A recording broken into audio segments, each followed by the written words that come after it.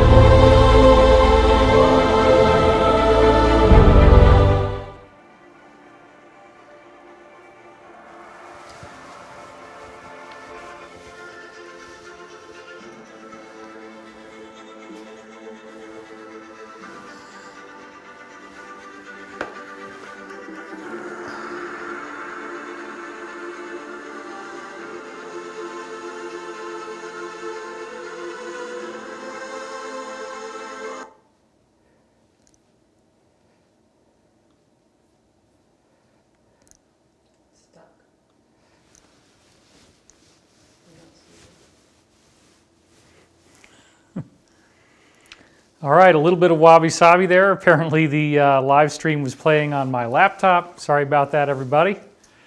But hey, I made a nice sexy intro for you, and we're continuing to rock the house here with this special 3-camera angle extravaganza. And so much work has gone into doing this, and I want to thank all of you for making it possible. You are the reason why I'm here, and I am very grateful for your continued support. We've been checking the number of YouTube videos that have my name in the title, and believe it or not, in the last few days, it's been nearly 6 million different videos on YouTube that have my name in them. And we're going to be talking about that. And incidentally, to show you how significant that is, right now the number of videos with the name Hillary Clinton in them, 3.1 million. So we're almost double the number of actual videos where people either love you or hate you or whatever, but they put that name into the title of a video and they upload it to YouTube. So I don't know why it took me so long to do something like this. I've been working on this live setup for many years, but anyway, let's rock and roll. There's so much to talk about in this particular subject of ascension through the ages, and it's particularly poignant right now in light of the current events that are going on. I've been talking extensively about this alliance that seems to be working to help us out on the global level to stop some of the most egregious crimes that are happening on the world stage today. This is something that's come to me through briefings. This is something that's come to me through meeting people in person who actually work within this alliance. It is not a conspiracy theory, it is a fact.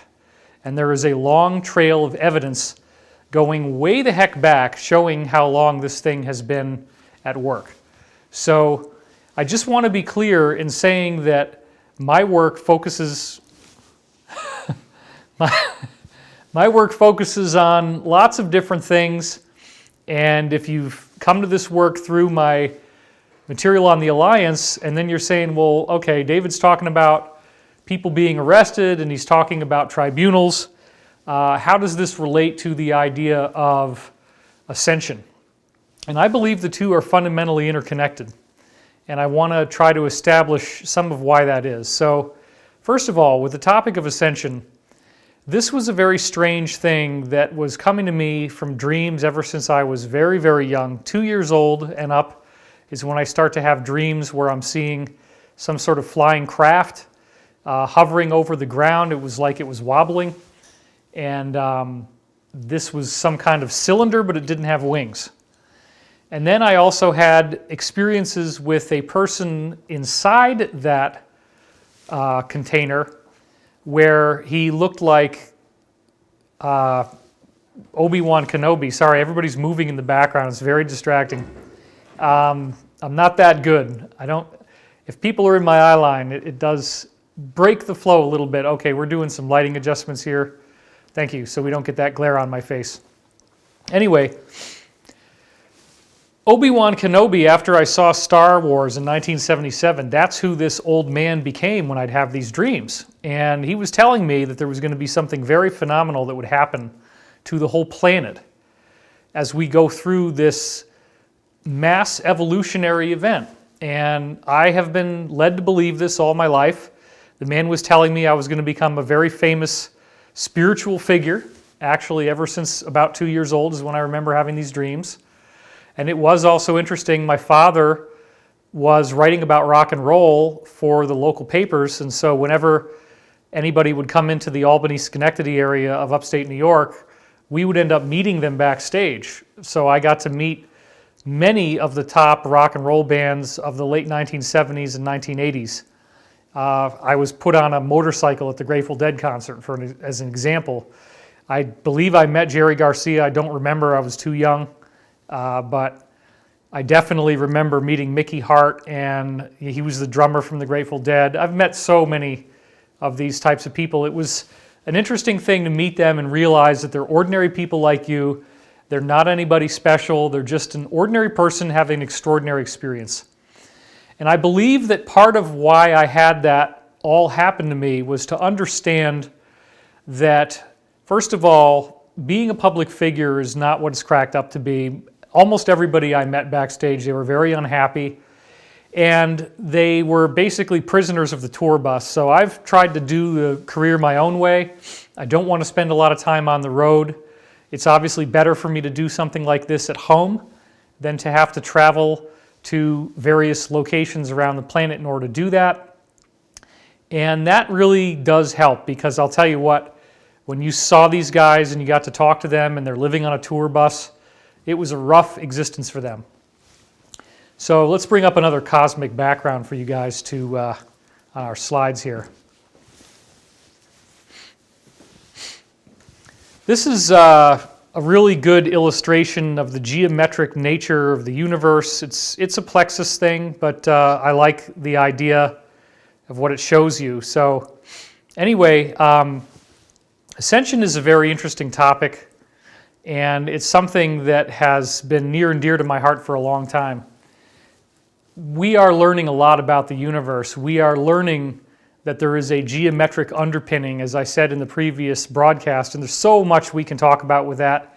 If you remember, I was discussing the work of two scientists from Caltech, Nima Arkani-Hamed and Yaroslav Trunka, who actually showed that all the squiggles in the quantum realm appear to be emanations from a single object. And the object is fundamentally built off of a tetrahedron, and they have a different view of how it works than I do, but the point is, it is all tetrahedral. So this concept of the tetrahedron being a Merkaba, as it appeared in, for example, ancient Tibetan artwork, it is the Hebrew Star of David, it is the Masonic square and compass, and though the Masonic symbol is now often associated with negative things, I believe with this, as with many other things, that the initial intention of the material that was brought through to us was positive. The G representing God, the ruler representing what you draw the lines with, and the compass representing what you draw the circles with. It is essentially talking about sacred geometry, and it appears that whoever did this, whoever gave this to us, was some sort of extraterrestrial consciousness trying to give us a clue as to the real intrinsic nature of reality. So once you get down to that geometric model, you're dispensing with a lot of mainstream false ideas about particles, because we're no longer dealing in a particle framework. This is very important. When we look at the geometry of the nucleus, and I don't have slides for this right now, we do have some cool slides today, but Dr. Robert Moon, who was one of the people who worked on the nuclear bomb, actually, in the 1980s came up with a new model of the nucleus where he realized that the protons were actually corners of geometric patterns. And I've talked about this a lot in my various lectures. We're not going to get into this too much. Suffice it to say, I've done many hours about this stuff. It's in my books. It's in my television shows. We'll probably discuss it in this upcoming Ascension Mystery School class that I'm going to be doing.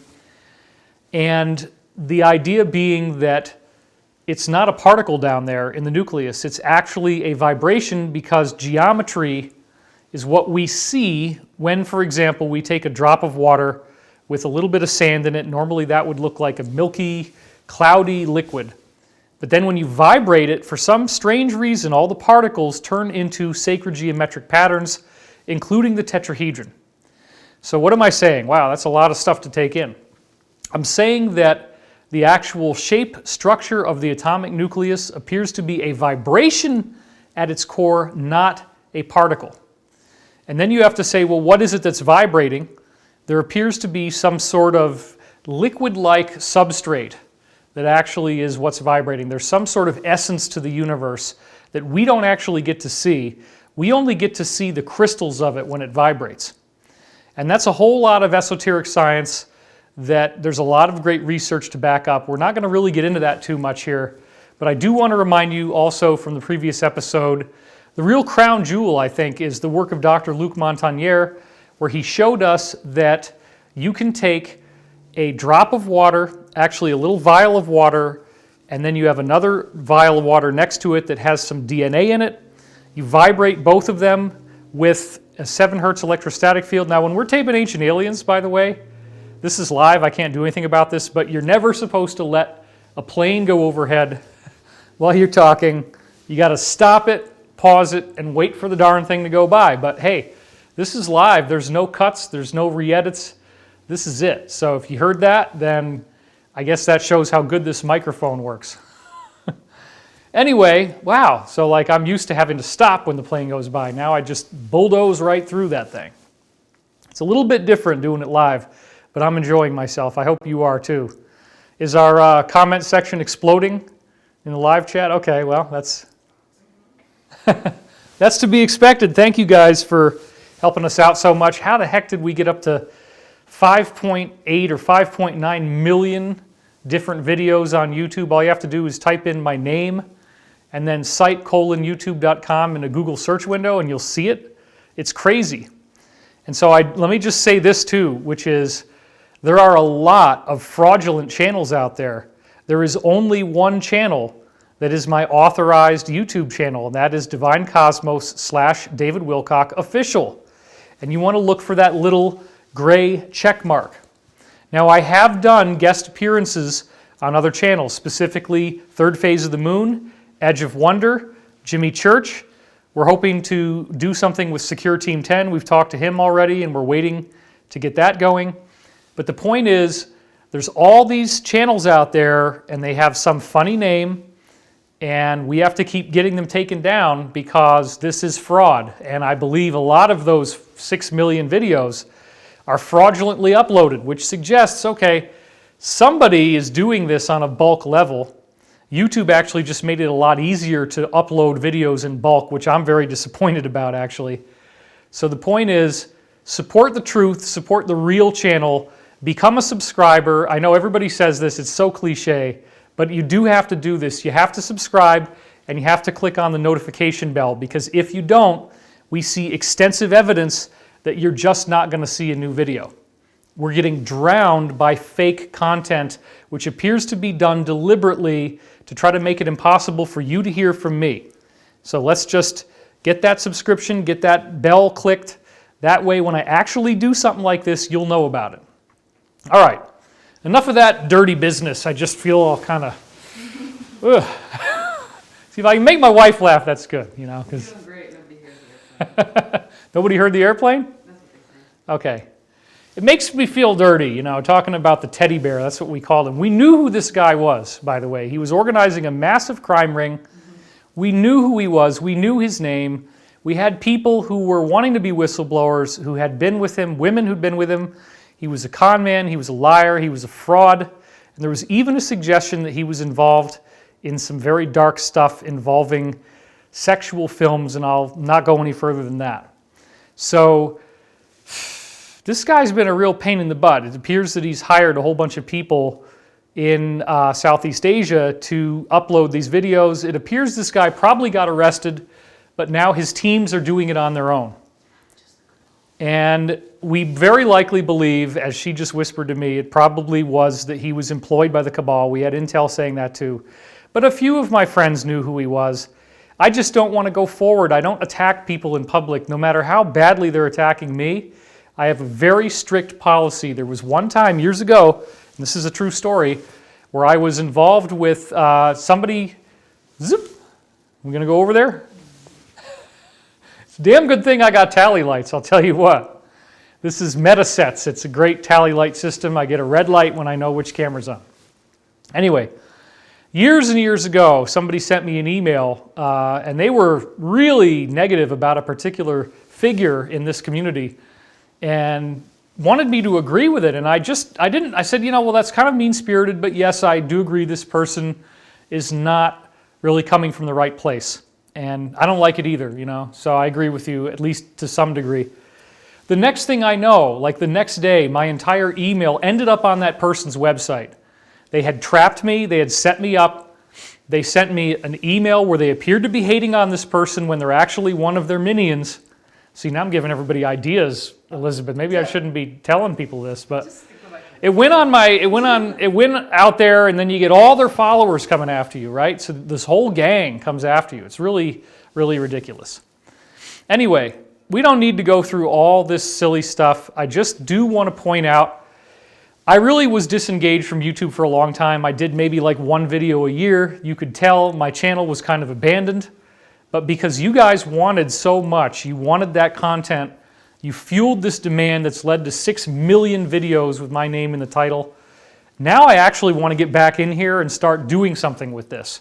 Start giving you real stuff so you're not always having to dumpster dive with a bunch of old radio shows from 10 years ago that they retitle with a new date and some fake channel that kind of sounds like something I would make, but it's not. You're not going to see the gray check mark. There's not going to be very many subscribers. We are doing our best now that we're on a network to get content ID verification, to try to get this stuff taken down, but it's a lot of work. So thank you for your help in flagging videos that are not authentic, because this really does help us a lot. Anyway, getting back to the subject of Ascension, Dr. Luc Montagnier, as I was saying, he's got this whole science where he takes the tube of water, before I was so rudely interrupted by that plane, that's got DNA in it, and another tube that's plain water. You wrap electrostatic coils around it, you run 7 hertz through it, which is the Schumann resonance, or the base frequency of the Earth, and lo and behold, what do you get? After 18 hours, the tube that only had plain water in it grows little DNA guys that you can actually see in a microscope. And I love it when people try to say that this is pseudoscience or this is ridiculous. Well, just because he won a Nobel Prize, that doesn't mean anything. Really? A Nobel Prize winning scientist is not good enough for you? It's only because we stick to our preconceived biases. We're not ready to take that leap, which is that the universe is built on the quantum level to make life. That something as simple as H2O, hydrogen and oxygen, the simplest compound you could ever imagine, is all the way out there making this stuff happen, turning into DNA, just from energy. It's unbelievable. And it suggests that the universe is all germy, right? There's DNA everywhere. There's stuff everywhere that's alive. I don't know. Maybe I don't want to go out into space after all. Well, the cool part is, though, that not only does life get made out of the quantum fields, but it appears that life can be evolved from the quantum fields. In other words, we have to really rethink the universe. We're used to seeing all these arcane equations and thinking that only through algebra are you going to solve these mysteries. If we redefine it, instead of something you need 5 PhDs to understand with all this arcane math, instead take it from the level where it is a living universe and there are very sophisticated, intelligent quantum fields that push water into becoming DNA, literally reshaping alchemically the molecules.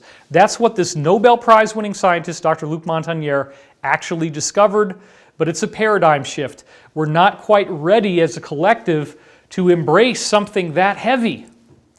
Because once the universe is conscious, I actually went ahead of it, right? I was going to say once the universe is alive, Once the universe is alive, it's conscious. Why? Because DNA makes conscious beings. Therefore, if DNA is like a map for all the complexities and the little noodles in your brain, the DNA makes that brain, right? It has the information to make the brain then thinks. Consciousness becomes the substrate. Consciousness becomes the origin of the universe. There is something consciously directing that water to turn into DNA. It doesn't happen by some weird mathematical formula. It's an intelligence. And when you get into the deep meditative practices like the Tibetan Buddhists, who we're going to talk about today, what they're seeing is that the consciousness is available to you. You can access universal mind instantaneously. Now, how do you do that? There are two main principles the Tibetans talked about. You focus on awareness and you focus on emptiness. It sounds simple enough, but it's actually very profound. What they would do, you're up there in the Himalayas, meditating in the mountains. You imagine that you are the mountains, that you're looking at this incredible view. You project your identity into that view. You see your consciousness as being those mountains. And that's your awareness. So you become aware of the awareness that is everything, that all is made from awareness. That's the meditation. And then you become aware that it's empty, that there is an underlying intrinsic emptiness in which there is no form, that all things emanate from. Now, what did we say before about these two guys from Caltech that hacked the mystery of quantum physics? It's all coming off a little Merkaba, the tiniest object and also the largest object in the universe.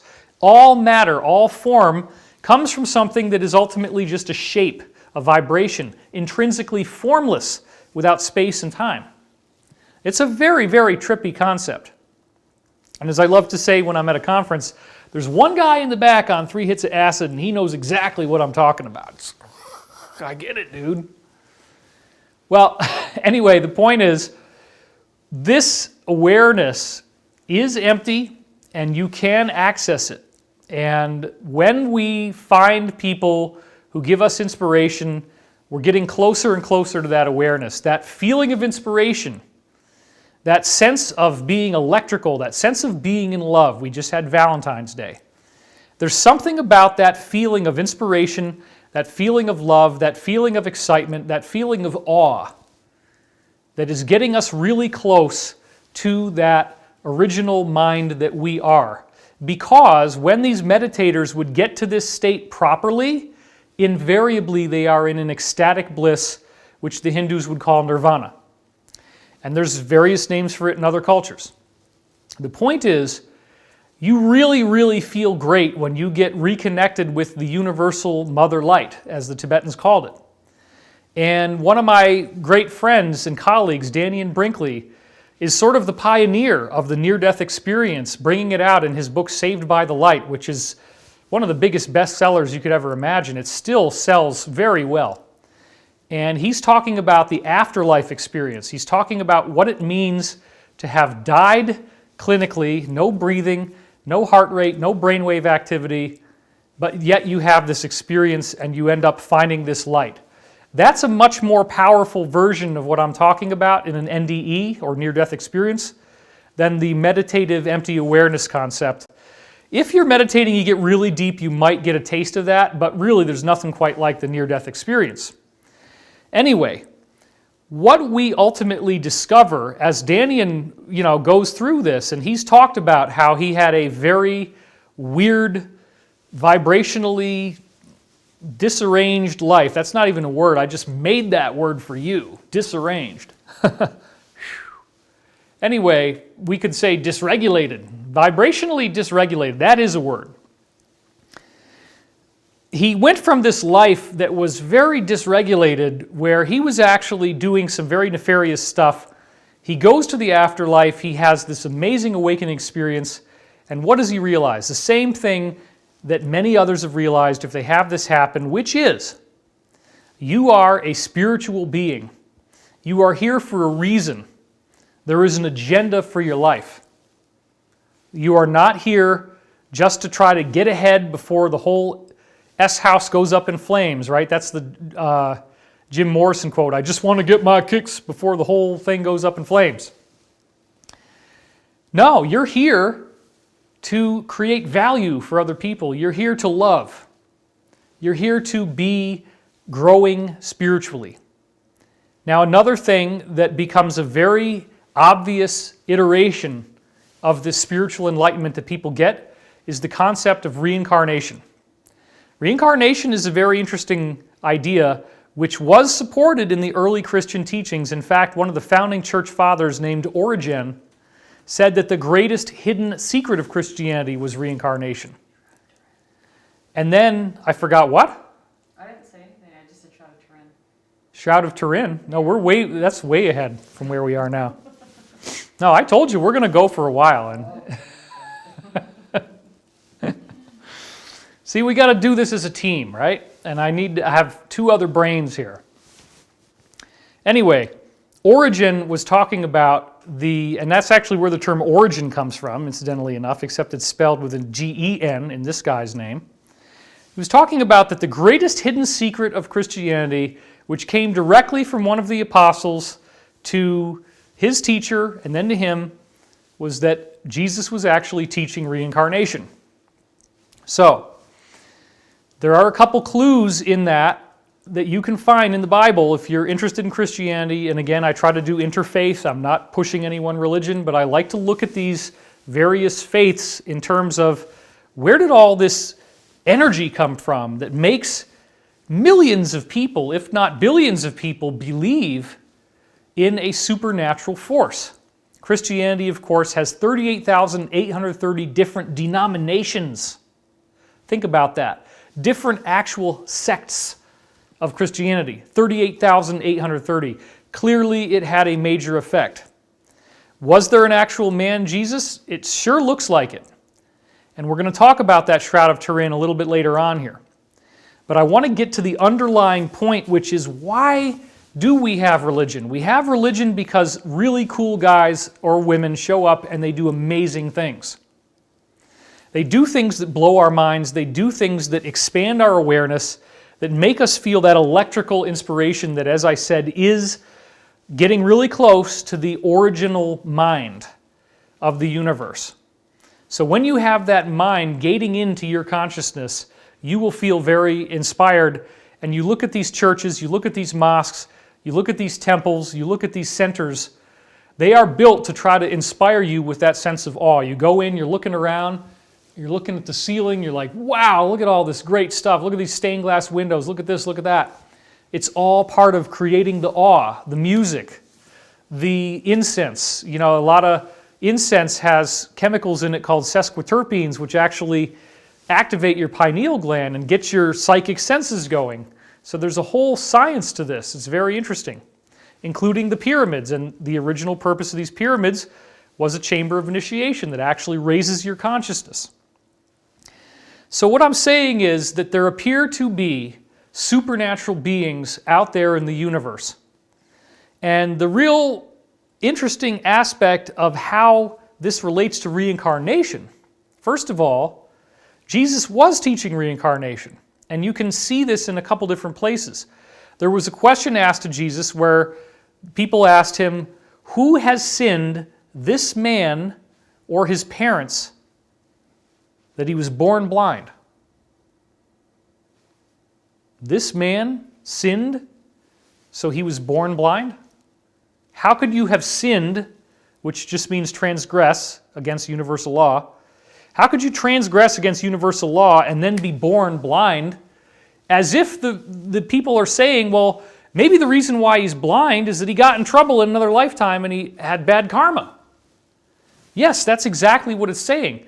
When Jesus showed up, there's this quote where they're saying, some people think he is Adam, some people think he's Elijah the prophet.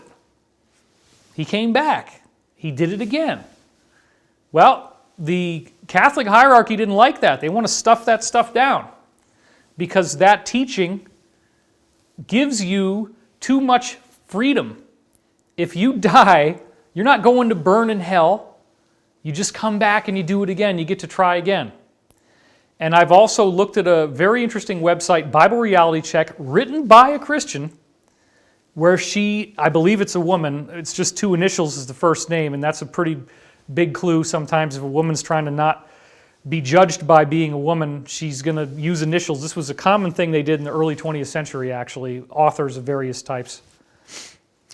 And actually, James L. Tiptree Jr., who wrote Brightness Falls from the Dawn, James was a woman, and she changed her name to a man so that she'd be respected as a sci-fi author.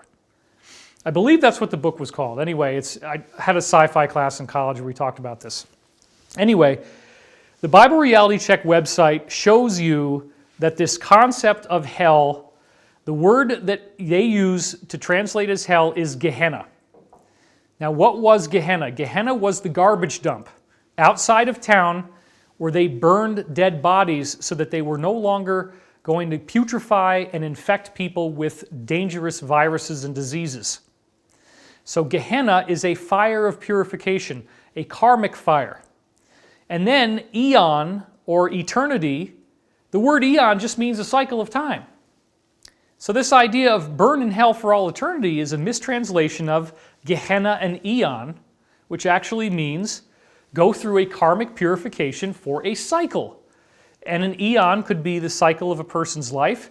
An eon could be an hour. An eon could be a day. It could be a year. There's all different ways to use that word in its traditional usage. So we don't want to get stuck on this idea of eternal hellfire. That is a total mistranslation. But then it does have an interesting corollary, which is where this misunderstanding got originated, which is that there's this interesting eschatological or end-time discussion in the Bible. And this gets into the idea that there is going to be some sort of fire from the heavens, that there is going to be some sort of burning event.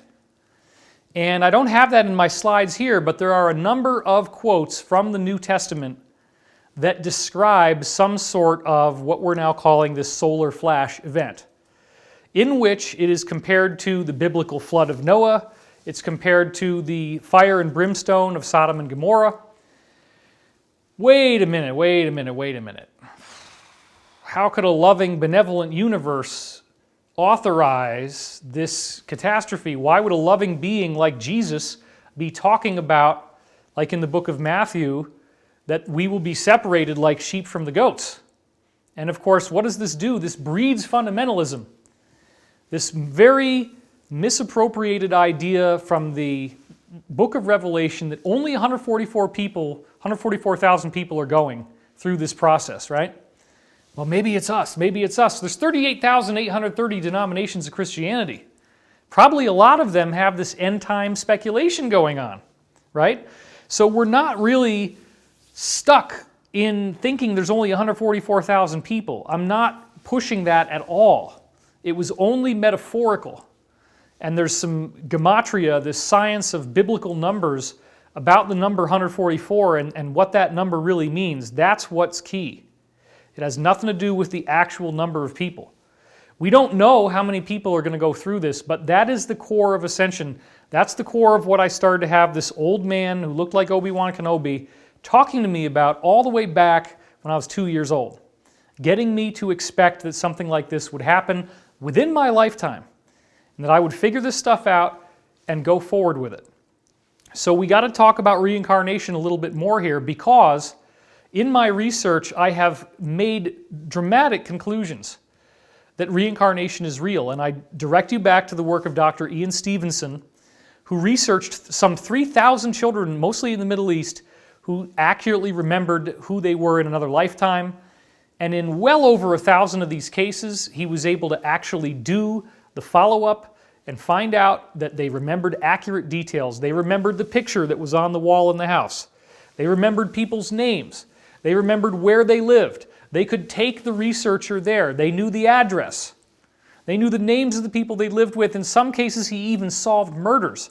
And the weirdest thing of all was that their face actually would match who they remembered being before. It's not exactly the same. It's slightly different. But again, this shows that there is some deeper aspect to the way you look beyond the heredity of what you got from your parents. and it gets again into this interesting idea about DNA appearing in a drop of water, the idea that your facial features have some sort of energetic signature that impose upon your physical body to make you look more like this image of your deeper soul. So if you are reincarnating, let's just take that as a fundamental principle, which again, we could argue about that for hours. And at this point, it's too late to get mired in the argument. If people don't want to believe this, you can't make them, you can't force them, and that's okay. Don't fight them. But if you are hip enough to get to the idea that this is happening, and then see that the research is already there, Dr. Ian Stevenson, his heir apparent, Dr. Jim Tucker, where they've got forensic facial police matching software, where the face matches up with who you were in your previous life when you remember the details, then the question becomes, okay, well, if you're not going to burn for all hell eternity, right, when you die, if you're not saved, or whatever it is, because remember, there's a lot of different religions that have variations of this, okay? If you just reincarnate, and you're not stuck in some eternal hellfire, then what's the point? Why are we coming back over and over again? When you have that near-death experience, you get to a deeper intrinsic reality, which is that you have this higher self. That is the part of you that is dreaming, the part of you that is authoring your dreams. The higher self is telling you what to do. As much as possible, it's trying to steer your spiritual evolution. It does this through synchronicity. It does this through dreams. It does this through visions. It does this through hunches. Strange, you'll get an itching sensation. You'll have this pressure in your ears. Funny things like that happen that once you start awakening, you'll be like, wow, why does this thing keep happening to me? Why am I seeing these numbers on the clock? Why am I having this experience? Why do I know who it is when the phone is ringing and I'm not looking at the caller ID? Why do I just happen to bump into this person who I know when I'm in the grocery store? I had no idea you were going to be here. Well, I didn't know you were going to be here, These things are not accidental. And what we're starting to learn more and more about from the secret space program side of the discussion is that we are surrounded by extraterrestrials. They're here right now. They're probably in the room with you right now as you're listening to me talk. You can't see them because they're slightly out of phase, but almost everyone who is on an awakening trajectory has these guardian angels. Now, the weird thing is that they do apparently have physical flesh and blood bodies. It took me a long time to figure this out. That they are actually physical beings who can be shot and killed, but when you feel them as a presence in the room, most likely that's because they're projecting out of body to be there with you. They might be somewhere else where they're more safe. They only approach you in a spiritual form, but they do have a corporeal body. So imagine how strange it is when you're dealing with people from the national security state and they start having these UFO crashes going on, and there's dead bodies inside these UFOs of people that look like us. But they're not us. They might be different. They might have different colored irises. Their ears might look a little different. Their nose might look a little different. They might be a little taller. They might be a little shorter. They might have a slightly different skin color, or maybe a radically different skin color. But they're still basically human. Then you go back through history, and what do you find out? That every ancient culture has reports of human-looking beings, but they're not quite like us. They levitate. They have these amazing teachings to give us. So that's one of the really cool things that we keep going into here, is that these beings have been here the whole time. They probably have time travel capability. There's a lot of evidence to suggest that. So when you look at something from the ancient past, don't think about it as 5,000 years old. Don't think about it as 700 years old.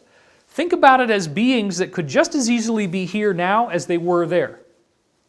And what are they doing? They're installing information about the times that we are in now. They programmed mythology with code to tell us something, to give us a prophecy about where we are today. And that is the basic idea of Ascension. That is what's so exciting about this. The idea that there is something deeper going on there, and that these beings were bringing that to our attention.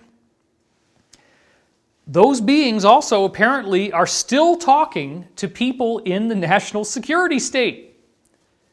There are benevolent beings that are doing their best to try to get through the military mindset, to try to say, look, you guys, would you please disclose? Would you please tell the public that we exist? And what do they want to do? They want to do spiritual education.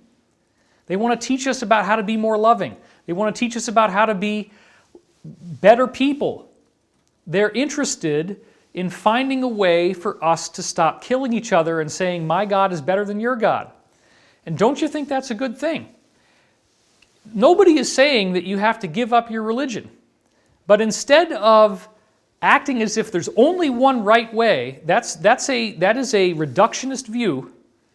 What if there are different glorified beings who came here with this contact with intelligent infinity? And they gave us information that can liberate you. Because if you look at Christianity, you look at the people who really got into it, they became saints, the people who practiced it the hardest, who really tried to apply what Jesus was telling them. And you find out that they're levitating, you find out that they can walk through fire, you find out that they're appearing in people's dreams, they can bilocate, and they get canonized as saints. But what's interesting is that there are other cultures that have this happen as well. Other cultures where people actually go through an ascension type of experience. Tibet being a wonderful example because there's 160,000 documented cases of people activating a so-called rainbow body. And that rainbow body is capable of all kinds of cool stuff. These people would push their hand or their foot into a solid rock and leave behind a footprint or a handprint. And there are many, many places throughout Tibet, India, Nepal, Bhutan, and China where those imprints still exist, and there are shrines built around them, and people go there and they pay a pilgrimage to see these footprints and handprints. So this is not speculation. Something is going on here. There's a way to break out of that cycle of reincarnation. There's a way to get the point of what these higher beings want you to know. And the higher beings are still here now. They've had the frustration of having to work through this deep state that precisely does not want you to know they exist. But I have so many different insiders who have worked at levels of secrecy well above the classification of need to know for the President of the United States. At cosmic clearance, you're 35 levels of need to know above the President. That's a very, very heavy classification level. At that level, they know that these beings exist. They know that these beings are benevolent. They know these beings have superpowers. And they know these beings have a spiritual agenda, but they still don't want you to know. Or at least they haven't yet. But these beings want to be heard. They got heard more in the ancient times, and they installed information that is relevant for us today. So I want to take you through some of that now. We have some slides. This is the world debut of David Wilcock. That's me. Yeah, I just talked about myself in third person. How lame is that? Uh-oh. David Wilcock's slides. Yes, I just did it. So here we go. Let's go to the first slide here. The Law of One series is what really put this all together for me in 1981 through 1983. And it was called originally the Raw material. Now, some of the folks who are, we can go back to camera. Some of the folks who are of the Christian orientation get really, really upset that the name of the source of the Law of One is Ra. And there's an important clarification that we have to make on that, which is that the original Ra that came to the Egyptians some 12,000 years ago was benevolent, very benevolent. And in fact, the Great Pyramid of Giza was a monument to the coming Christ. And there's all kinds of great stuff that shows us that. The proportions of the pyramid, the actual granite sarcophagus inside the king's chamber has precisely the same size dimensions as the Ark of the Covenant in the Old Testament, even though supposedly nobody had gotten into the king's chamber then because it wasn't discovered until Caliph al-Mamun somewhere in the 800s AD region. Okay? So there's a really cool bunch of information that we could talk about regarding the pyramid and what was the pyramid's original intention. But as it is explained in the Law of One, this benevolent message got distorted by the priests and the peoples of Egypt. And they took it from something positive into something extremely negative. They're bringing in this really, really sick stuff with human sacrifice, with occult rituals and ceremonies. I'm not going to get into too much detail or else we'll get demonetized, which has already happened a couple times. Suffice it to say, it got all backwards. But the original teaching was supposed to be positive, and so this source came back in 1981 and worked through a group of people that were doing research through telepathic communication, and the source of the Law of One, Carla Ruckert, was completely unconscious, had no memory of what she was saying when she came out of those sessions.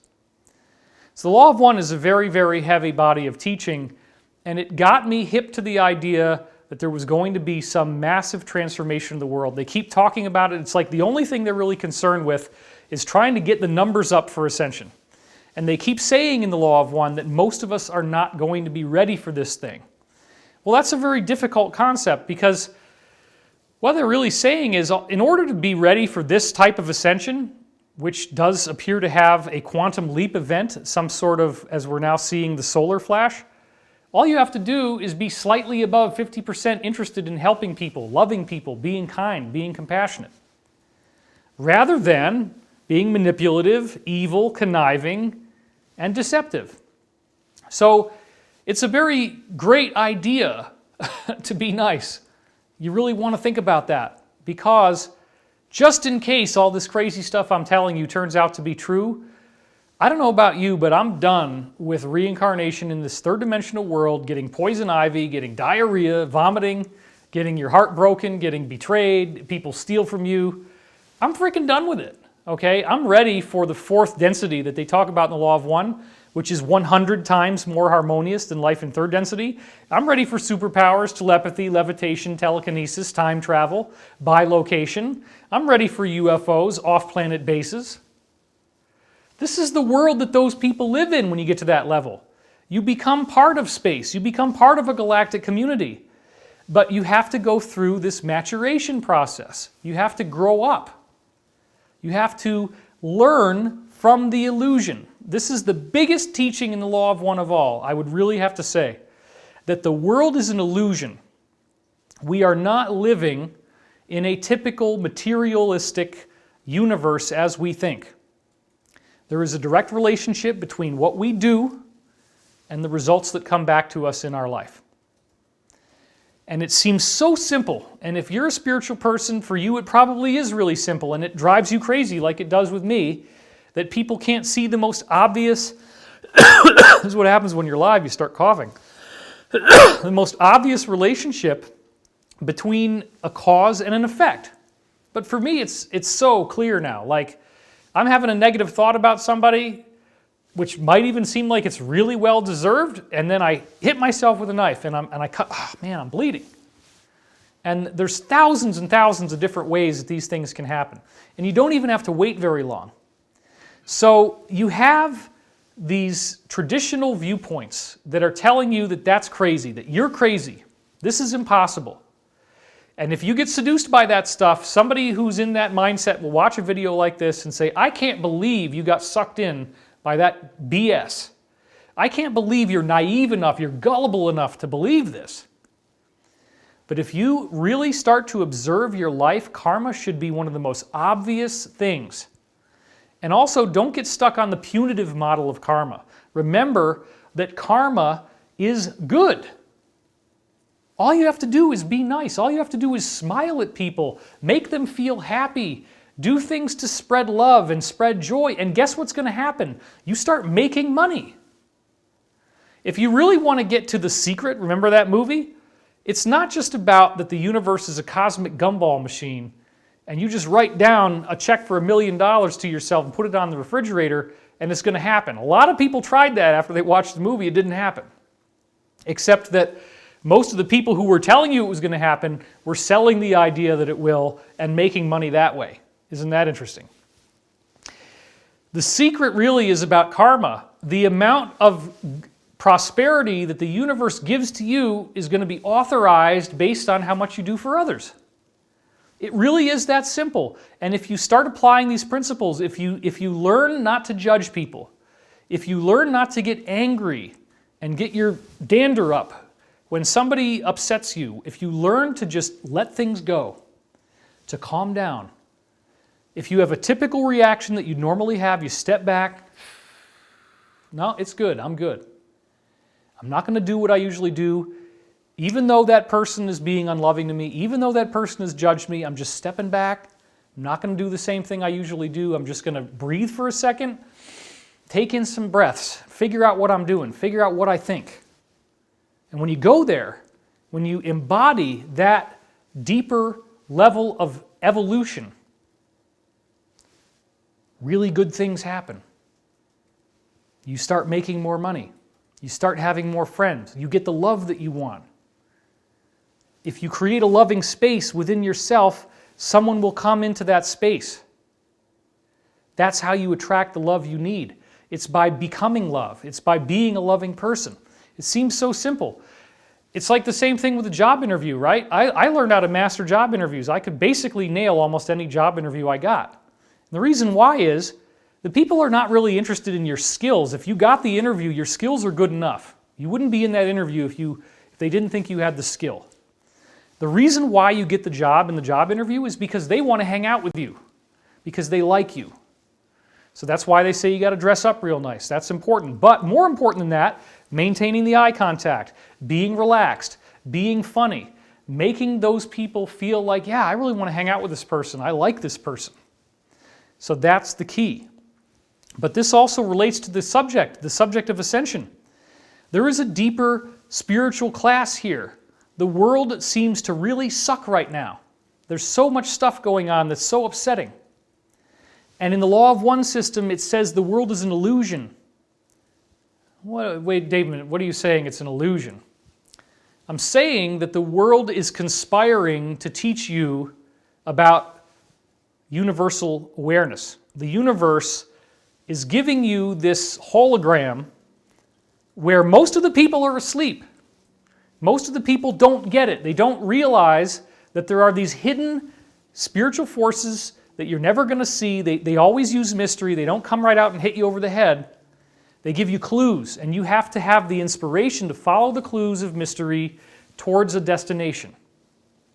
And when you go through those clues, you start to realize, you know what? There is some loving entity. There's some loving force guiding me through life. And when I do loving things, good things happen. And when I do negative things happen. It seems so simple, but so many people still don't get it. So let's say that you are getting it. Then what ends up happening to you is that you learn that there is a greater graduation going on. That's what Ascension is all about. Spiritual growth has a destination. There's a point to all this. There is an ultimate goal of what you're doing and where this is taking you. And it is to transform. You're not going to reincarnate. You're not going to keep coming back and coming back and coming back. You get the whole class. You get what you're here for. This third-dimensional reality was supposed to teach you something, and you learned what that is. You apply the knowledge, and you move forward with it. And now you don't need to repeat this classroom. You don't need to be suffering. You don't need to be betrayed. You don't need to get robbed. You don't need to be raped. You don't need to be terrified. Because life in those higher realms is not like that. You don't feel those kinds of emotions anymore. That's what this stuff says. So there's a very interesting precedent in the ancient teachings about this, about the concept of ascension. And specifically, there's two different ways to ascend. It's taken a long time, a lot of scholarship to really nail this thing down. The type of ascension that most of us will be going through is not the rainbow body activation. Because it says in the law of one, if you really do your homework, you can ascend whenever you want. But you go on a much higher level. Most of us are just going from third density to fourth density, which, believe me, that's good enough. I don't know why everybody wants to leapfrog over 4D and go right into 5D. That's not how it works. Unless you're an ET soul, in which case maybe it does. And that's a whole long discussion in the law of one, too. If you're going into fourth density, that's a great thing, and most of us are doing this in conjunction with a solar event, a solar energy release, which happens cyclically after 25,920 years. That's a long period of time. The purported end of the cycle was December 21st, 2012.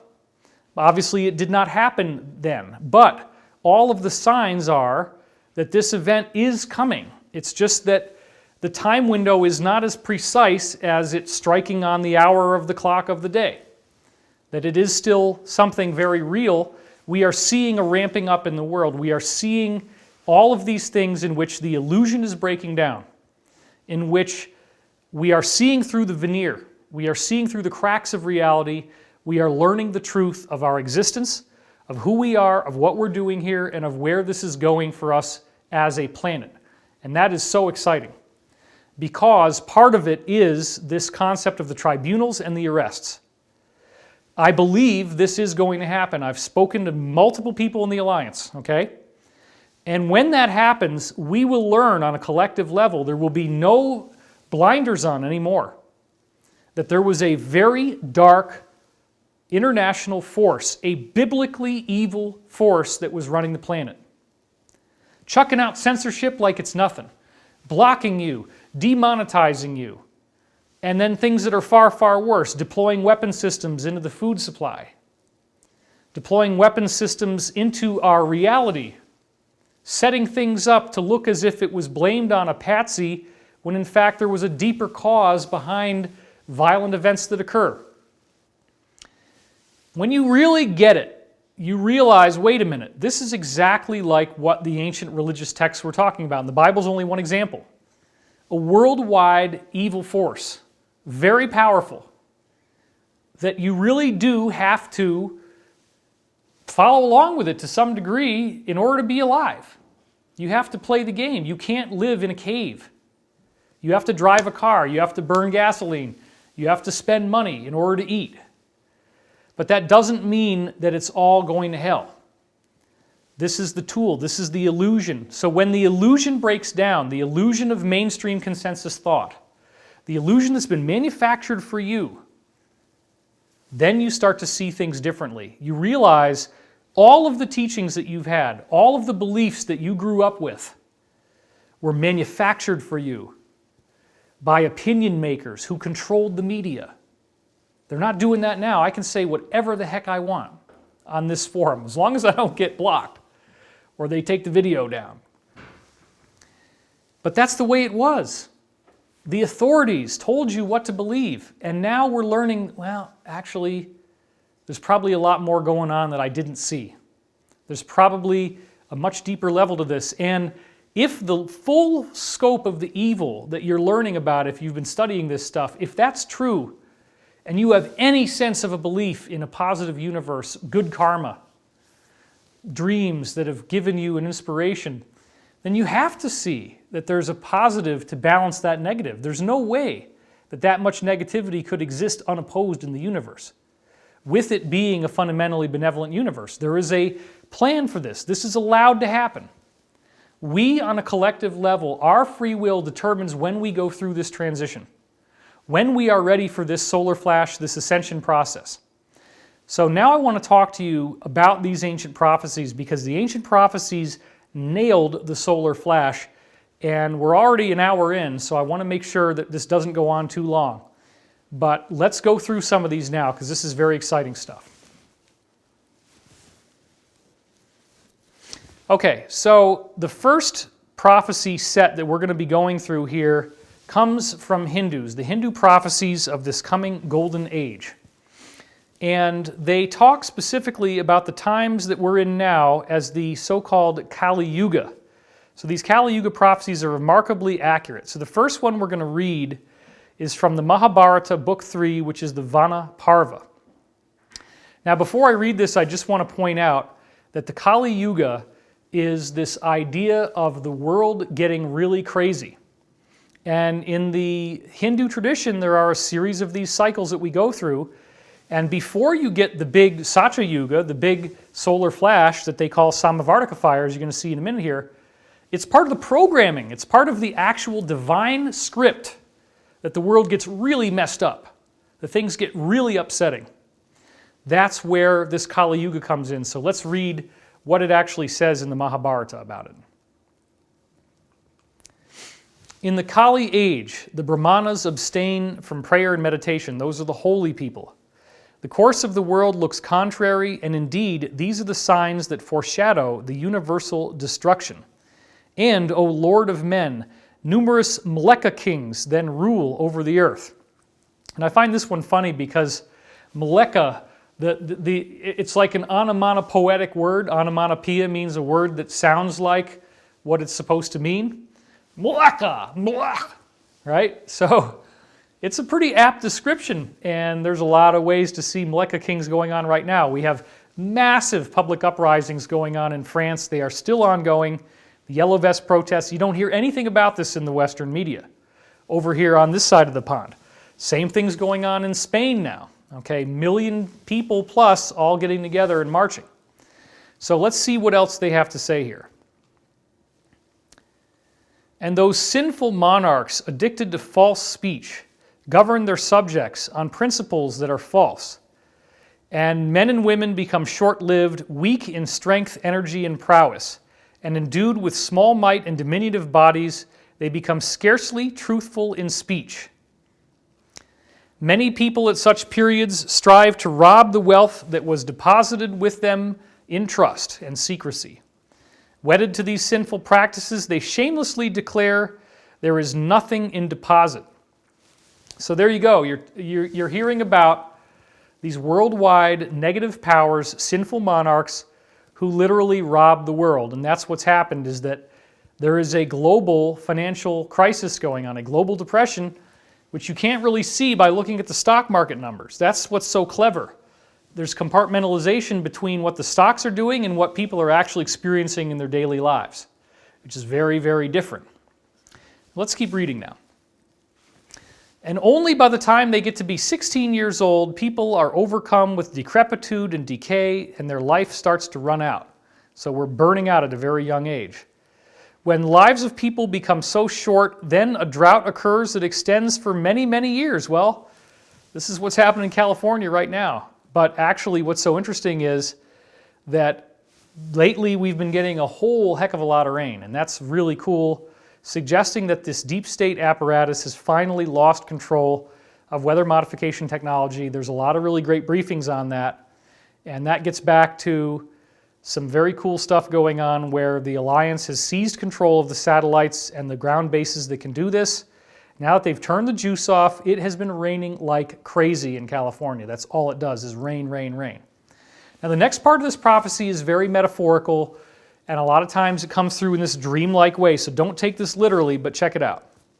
7 blazing suns appearing in the firmament drink up all the waters of the earth in rivers or seas, and then, O Bharata, the fire called Samvardhaka, impelled by the winds, appears on earth, already been dried to cinders by the 7 suns.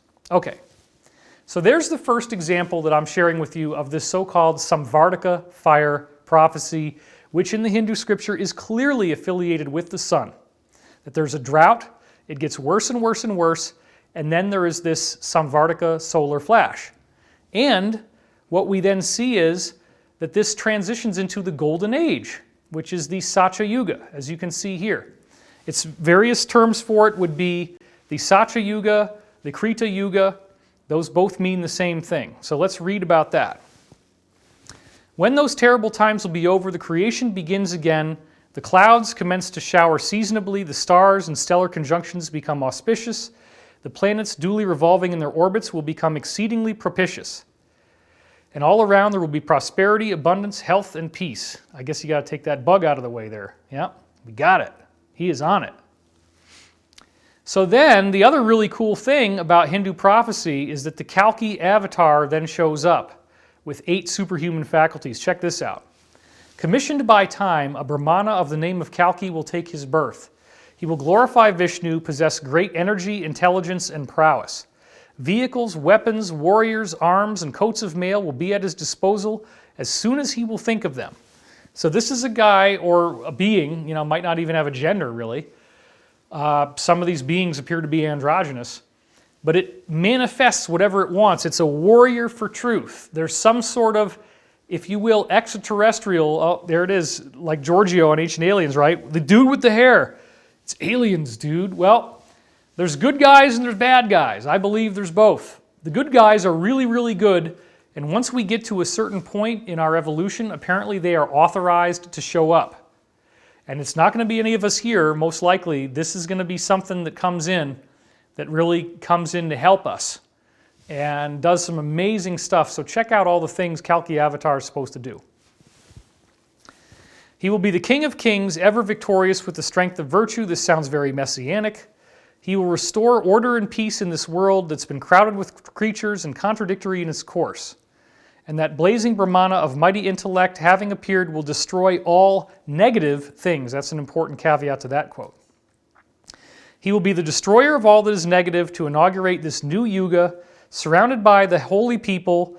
That Brahmana, that holy person, will exterminate all these Maleka kings wherever these low and despicable persons take refuge.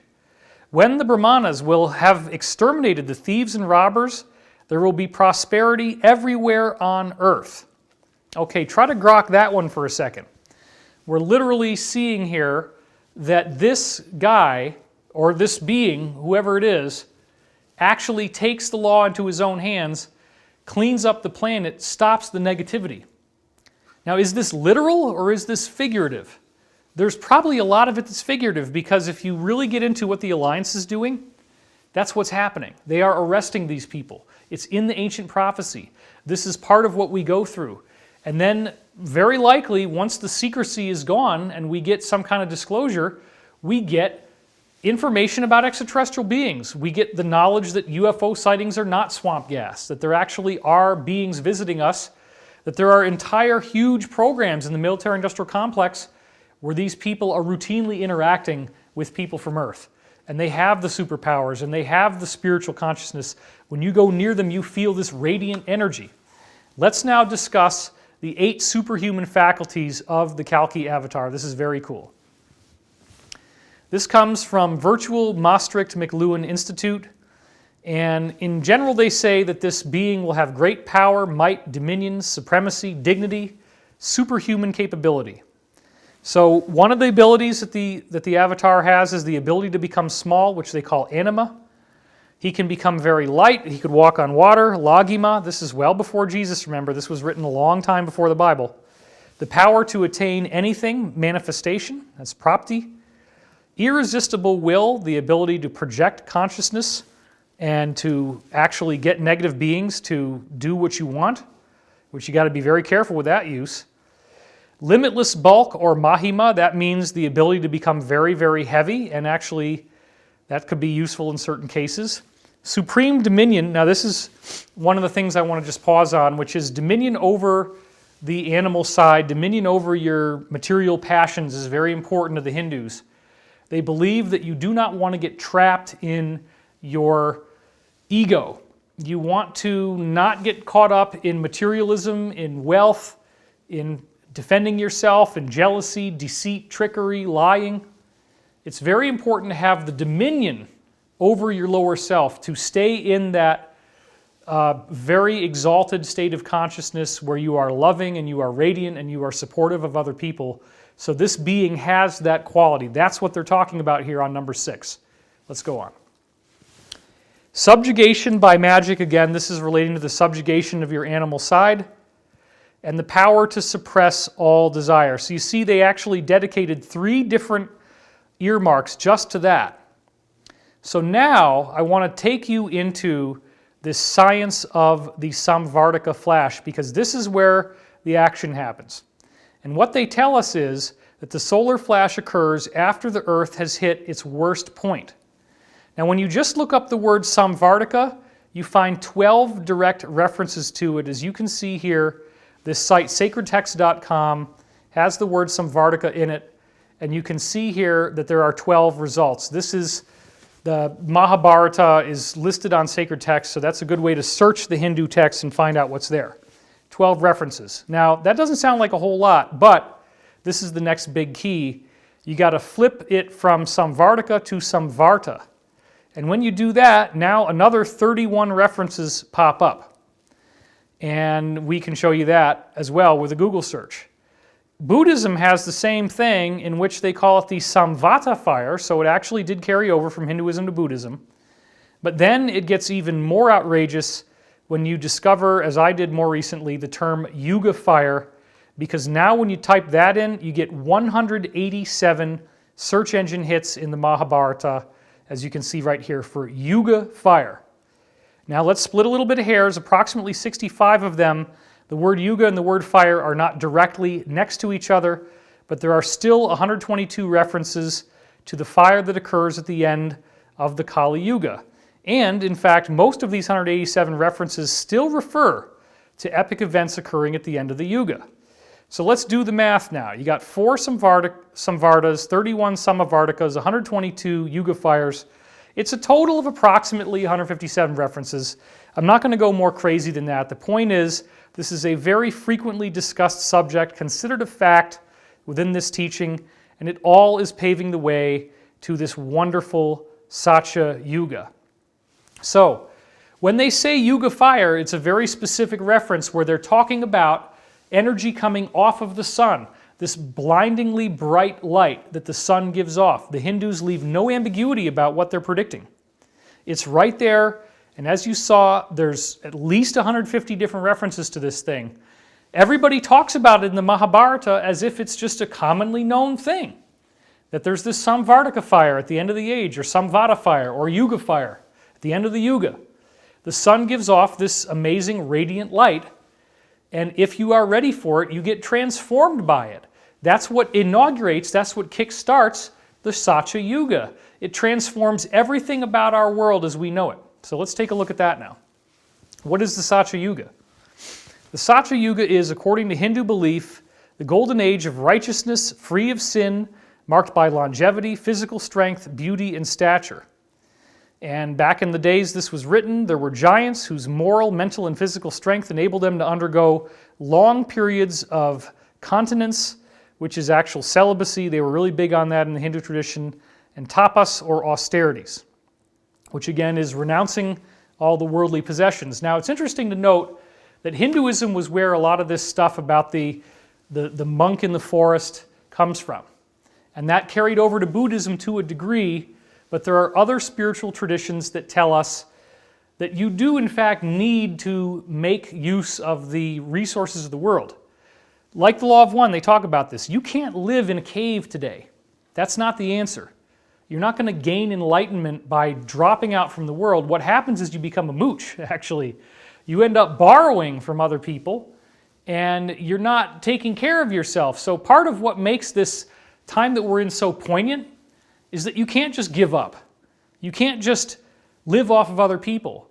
You have to actually take care of yourself, and if you don't do that, you're going to get slammed in every direction. So then the real discipline becomes, how do you do that and still live a spiritual life? That's where things get really interesting.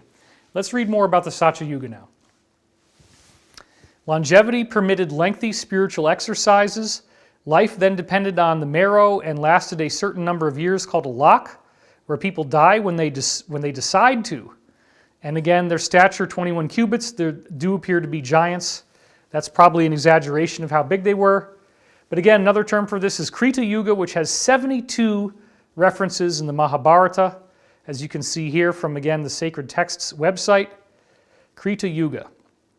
So, we're going to read about this in the Karna Parva. This is something that we love on Ancient Aliens, this kind of stuff. Like men with diseased eyes who are unable to gaze at the sun, the Kauravas on that occasion, this is a type of beings that were in the Mahabharata, could not gaze at Jaya, who seemed to be possessed of the energy of the all-destroying sun that rises at the end of the Yuga, having arrows for his rays and Gandiva for his beautiful circular disc. So there's other references in the Mahabharata to the Vimanas, to these actual silvery discs that they were flying around in. And they're very specific about the description. They don't make any sound. They can fly right through mountains. They have some kind of particle beam weapons. So this is a really cool one where you get a reference to the disc in the ancient text, and you hear about the Yuga fire happening at the end of the age. Let's have another example now. This is Book 12, Santi Parva, in which we hear about this really amazing ascended being calling itself Mahadeva. The great god Mahadeva, suspending both prana and apana, the two foremost of 5 life breaths, by shutting his mouth properly, casting glances on every side, revealed himself there, possessing many eyes, the vanquisher of all foes, the lord of even the gods of all gods, suddenly arose from within the pit in which was kept the sacrificial fire. Now, what are we talking about here? it appears that these types of energetic beings, when they project themselves into a space, regardless of where people are standing around them in 360 degrees, they will appear to be looking right at you when you look at them. So they appear to have multiple faces. This is how people interpreted it, because each person gets a different thought projection from that being. So then they would do things like, and you see this in some of the Hindu artwork, where there's these beings that have all these different faces, right? Because no matter where you're standing, they're looking right at you. Now this being has a certain type of radiant light. This is much higher level being than the normal ETs that appear to be part of the world in the Hindu scriptures, that it was actually a multi-species culture on Earth at that time. But then what is it about Mahadeva's light that's so interesting? Let's keep reading here. Possessed of the brightness or effulgence of 1,000 suns and looking like another Samvardhaka, the great god smiled gently at Daksha, addressing him, said, "What, O Brahmana, shall I do for you?" So he looks like another Samvardhaka. This suggests that the people in this culture knew that the sun does this, know that the sun gives off this big flash of energy, and then this being manifested that had the same energetic quality just by looking at it. So again, they talk about this solar flash like everybody knows what's going on. Now I'm going to bring you another reference. This is from book 13, Anusasanika Parva. And let's check this one out. It goes on about Mahadeva. Verily, Mahadeva shone like the Lord of stars while he is at his full. The fire born of his energy resembled in effulgence the lightning flashing amidst the clouds. It seemed as if 1,000 suns were rising there, filling every side with a dazzling splendor. The energy of the Supreme Lord looked like the Samvardhaka fire, which destroys all creatures at the end of the Yuga. And again, it's probably a mistranslation. It destroys the negativity. Don't think about this as some extinction level event. Think about it as a transfiguration. And all these different prophecies tell you that if you're ready for it, you get on this cosmic springboard and you go through something really great. Now, the next thing we're going to talk about here is about this period of great tribulation that leads to the event. We're going to take this now from book 3, the Vanaparva, and they talk again about the Samvardhaka fire. This is one of the really amazing quotes about it. Then, O Bharata, the fire called Samvardhaka, impelled by the winds, appears on earth that has already been dried by the 7 suns. The fire penetrates through the earth and making its appearance also in the nether regions, which is beneath the surface of the earth, the underground worlds that they live in, apparently, from our various insiders. This begets great terror in the hearts of the gods, the Danavas, and the Yakshas. And O Lord of the earth, consuming the nether regions as also everything upon the earth, the fire destroys all things in a moment. And again, the negative things. The Lord of all things, that fire, blazing forth in effulgence, consumes this universe with its gods, Asuras, Gandharvas, Yakshas, snakes, and Rakshasas. And there rise in the sky deep masses of clouds, looking like herds of elephants and decked with wreaths of lightning that are wonderful to behold. And some of those clouds are of the hue of the blue lotus, some are of the water lily, some resemble in tint the filaments of the lotus, some are purple, and some are yellow as turmeric, and some of the hue of the crow's egg. And this actually directly relates to a vision that Corey Good had that we've talked about. This was, I guess, over 1.5 years ago now, something like that, in which, if you believe what he said, and I do believe that he had real experiences, he had a vision that was shown to him from these angelic beings describing this solar flash event, and that the sky was all lit up with aurora borealis of multiple rainbow colors. When he told me that, I got very excited because I remembered this prophecy from the Hindu scripture, and I could never understand why would a bright white light solar flash, as is reported in various other places in the Mahabharata, create rainbow-colored light in the sky. Well, the answer is, if the sun gives off a huge burst of energy, then the rainbow colors are the aurora borealis, because all that electrical particle activity in our atmosphere creates an amazing, amazing aurora. So one of the things that we might see is the whole sky flickering with rainbow-colored light, and that is very exciting. All right.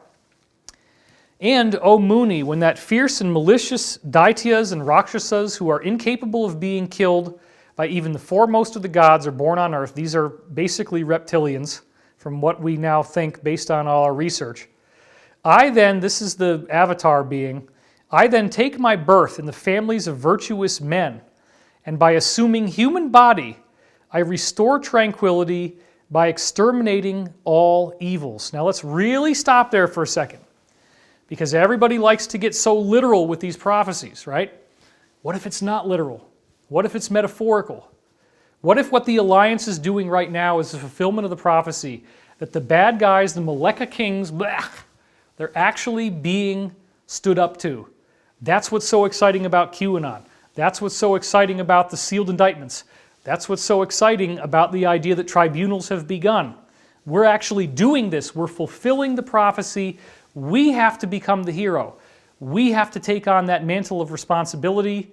And there does appear to be also some sort of solar flash that happens as we get up to this point that kickstarts this golden age. So I wanted to try to keep this maybe to 90 minutes, but I have some time left here, so I want to get into Zoroastrianism now. This is really cool. The real Bible of Zoroastrianism in terms of historical research is by Boyce and Grenette, called A History of Zoroastrianism. This is a monster thick book, and it represents the best scholarship of all the different little shards of papyrus or whatever they could find to rebuild this weird Persian religion. And it's very cool. Zoroaster's future expectations were fixed upon this loved and familiar earth. It is on this planet, restored to its original perfection, that the kingdom of this messianic being, which they call Ahura Mazda, is to come. Same concept, messianic. The blessed are to live here eternally, in this presence, solid flesh on solid ground. It is an end of history that was foretold, not the end of the world. How much more important can you get than that? The idea is that this is something that happens to us here on earth. Just like they said in the Hindu scripture that it will be, this avatar presence will be born into people. People are the heroes. The heroes take care of this. That is what appears to be happening, building up to some very, very exciting public disclosure. Now let's talk about the future prophecy of Zoroastrianism. Zoroaster's fundamental message was that the triumph of good would come when evil had been progressively weakened through the focused efforts of the just. Human virtues such as justice, faith, liberality, and joy will then increase throughout the world. And vices such as tyranny, enmity, which is jealousy, heresy, and injustice will dwindle away. Isn't that great? Zoroaster perceived the salvation of the world as dependent both on cosmic striving and on the sum of individual human choices. And these two conjoined aspects of Zoroaster's teachings, emphasis on our individual responsibility and the concern for the whole cosmos, make his doctrines strikingly relevant to the concerns and the problems of the Hellenistic age. Hopefully you can see all that. All right. They also talk about this future body that we're going to get. That at the last day, the bones of those who are spiritually dead, not physically dead, that's a very important distinction, will be clothed again in this spiritual flesh, reanimated by the soul, which, this is Boyce and Grenette talking, has been existing apart in heaven, hell, or limbo, according to the judgment that you have at death. That's what they believe. And again, this is subject to interpretation. According to Zoroaster, each created thing, whether animate or inanimate, possesses its own indwelling force or spirit, and the Creator created these spirits first, and then the material forms. At the end of time, there will be a return to that spiritual perfection in this so-called future body, where those who are blessed enter into this kingdom of the divine in the ideal form of a just soul, clad in an unblemished body, made immortal and undecaying. And there's some really interesting similarities between Zoroastrianism and Christianity that I want to point out here because, first of all, the three wise men that came to see Jesus were wearing Zoroastrian clothing and carrying Zoroastrian gifts, the gold, frankincense, and myrrh. It's right out of the Zoroastrian scripture. The Zoroastrian scripture also says they're looking for a Messiah, which they call Saoshyant. And so when they saw these signs and they followed the star, this was them thinking they had found their Messiah. So One of Boyce and Granet's really interesting arguments is that the conventional idea of this new golden transfiguration that we all go through, this golden age, is a derivative of Zoroastrian prophecy. It comes into the Bible from Zoroastrianism, and it comes into other cultures, but they also say that it's indistinct. It doesn't have one point of origin. So let's talk about the similarities now between Zoroastrianism and Christianity, because there's a lot. They both believe in one supreme loving God. They both have what appear to be concepts of heaven, hell, and individual judgment. They both teach this idea of an ascension event where there's an ultimate triumph of good over evil. Evil is completely vanquished. They both have a strict moral and ethical code. They both have a messianic figure that comes to restore the planet, just as we saw in Hinduism. They have concepts of resurrection, a final judgment, and life everlasting. And the words Satan, paradise, and amen actually come from Zoroastrian origins.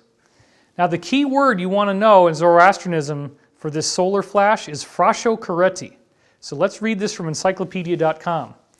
The actual translation of that word is to make wonderful. It responds to a rehabilitation of existence. It also is the word frashgird, a Middle Persian term for the last judgment or the final day of humanity's existence. The Avestan term derives from the expression to make our existence splendid. I'm going to read you from another encyclopedia on frasho-kereti now.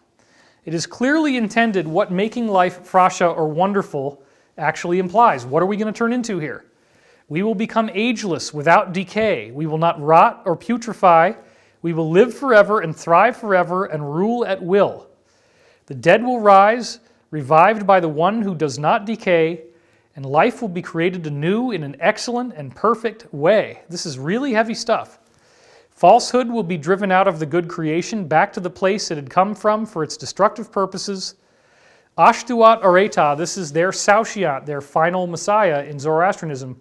Ashtuat Areta will emerge from Lake Hamun, again this is all metaphorical, wielding the victorious weapon which other heroes bore before him, and this being will drive falsehood out of the world of truth.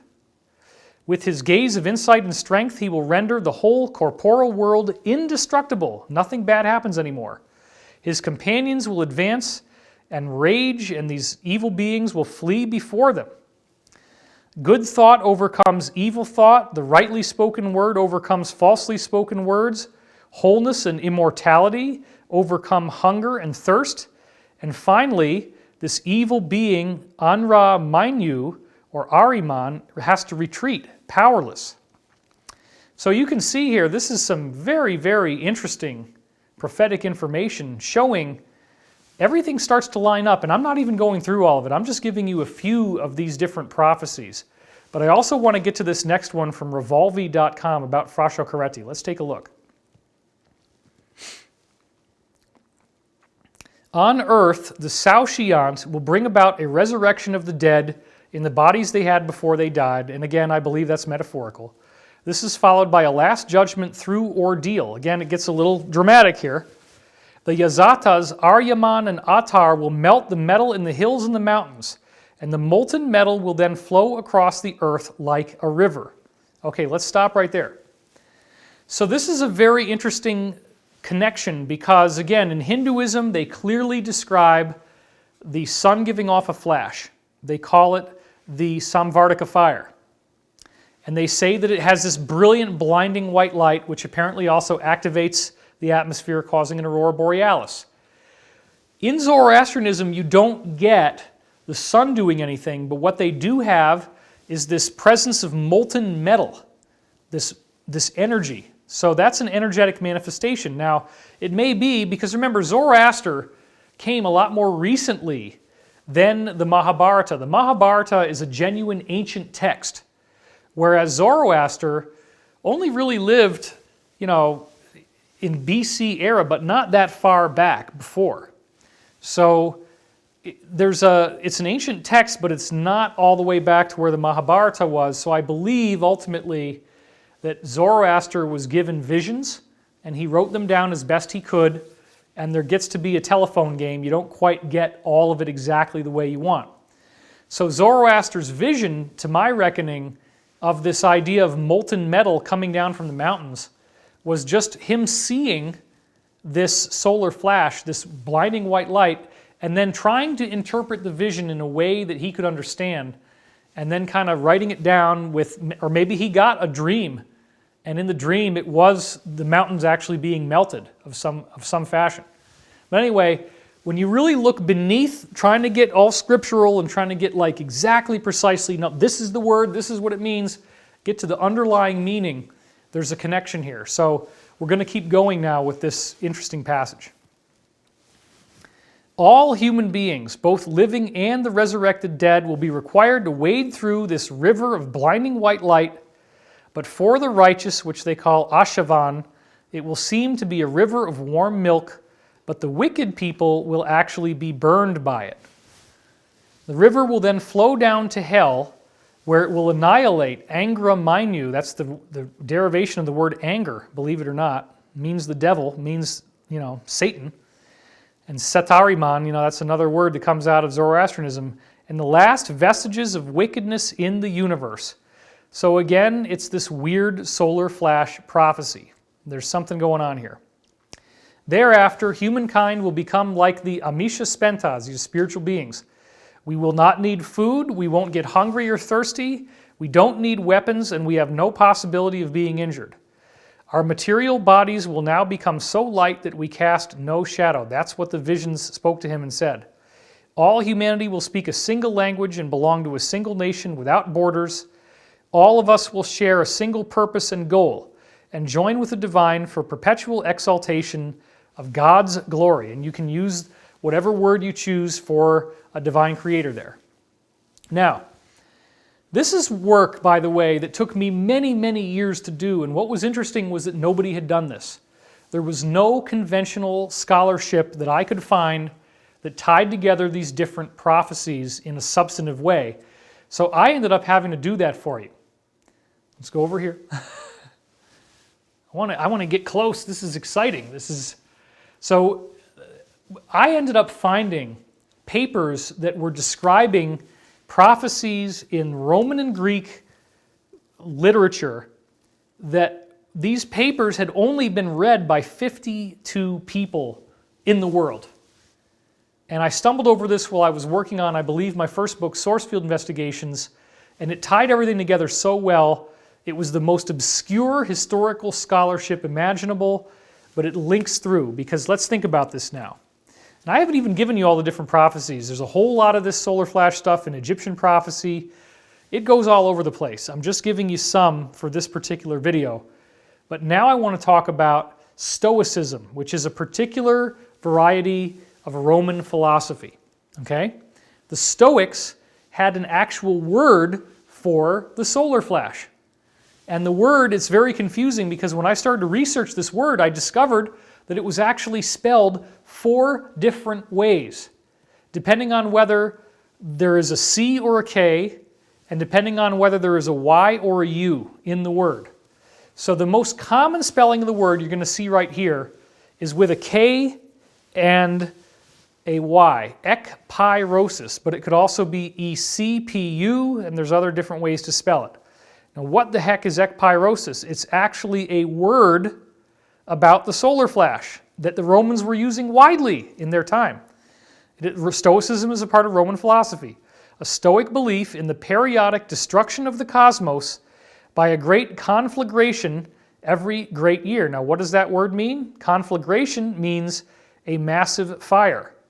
The cosmos is then recreated, which is what they call palingenesis, only to be destroyed again at the end of another new cycle. So it's very cyclical. This form of catastrophe is the opposite of kataklysmos, the destruction of the earth by water. That's where the word cataclysm comes from, obviously. This concept of ekpyrosis is attributed to Chrysippus by the Greek historian Plutarch. I hit the wall.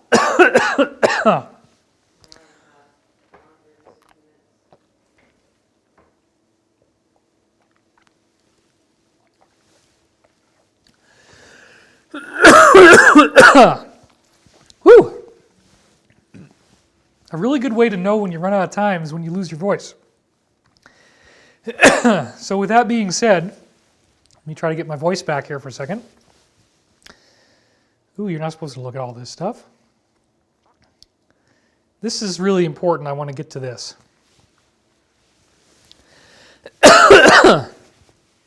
Okay, I got to project my voice a little bit less, and I'll probably be able to get through the last of this. This is probably my favorite Ascension prophecy of all, and it's literally right there on the dollar bill, and the dollar bill has this great seal, which is the weird pyramid symbol with the eye. And if you've never seen this from me, this is one of the coolest things I've ever discovered. It comes from the Sibylline Mysteries. Let's take a look. Here is that symbol, and you'll notice that it says at the top, Annuit Septis, and at the bottom it says Novus Ordo Seclorum. What does Novus Ordo Seclorum actually mean? We learned what it means from the Civil War hero Charles A.L. Totten. Here he is as a young man, and here he is as an older man looking disturbingly similar to Dr. Sigmund Freud with that weird little devil beard. Now, Totten was the first lieutenant in the 4th Artillery of the U.S. Army, and at some point he wrote a letter to the Secretary of the Treasury, Charles Folger, on February 10th, 1882. And he tells you right out in the open what Novus Ordo Seclorum means. Novus Ordo Seclorum is a quotation from Virgil's 4th Eclogue, and Virgil got it from the mystic Sibylline records.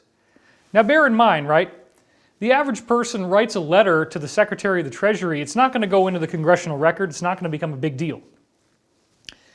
So this guy's got to be somebody important if it actually goes on the congressional record. Now one of the things you've learned if you've studied this secret mystery school stuff is they have to tell us what's going on. They can't hide the truth. So they did tell us what that symbol is about, what Novus Ordo Seclorum actually means. And it comes from the Sibylline mystery texts. Now, who is the Sibyl? Here is an artistic rendition of the Sibyl of Cumae. And here she is up close. Now, in the Roman tradition, there were 12 wise women called oracles. And they were essentially working as priestesses, as Elizabeth would call them. And I totally support the use of that word. And these oracles had temples, and they had other priestesses who would help them in many cases. And you would go there and you would get a psychic reading. That was one of the main things. They also did healing work, but the oracles would give you prophetic knowledge. So you could get the equivalent of intuitive spiritual guidance. And this became kind of a big deal. These temples got very popular, and a lot of people would go there. But there was one temple that was very strange and mysterious in which the woman did not want to go public. She was hiding away, and she was in the volcanic caves carved out by lava under Mount Vesuvius in the far western end of Roman territory. This was the Sibyl of Cumae. The town was called Cumae. Now, she was very different than the other Sibyls, and I say this because she would actually get this type of psychedelic trance by breathing the ethylene gas from the volcanic vents. Ethylene is a psychedelic compound, and apparently she also took the extract of bay laurel leaves. And if you take that bay laurel leaf extract and you're huffing ethylene gas, do not try this at home. Even if you live in Hawaii and you know where the volcanic gas is, there's carbon monoxide in there. This is very dangerous. Do not do this. But she had found out a way to make this work. She went into a weird trance state. She'd write her prophecies down on oak leaves and then put them out in front of one of about 130 different mouths to this cave complex.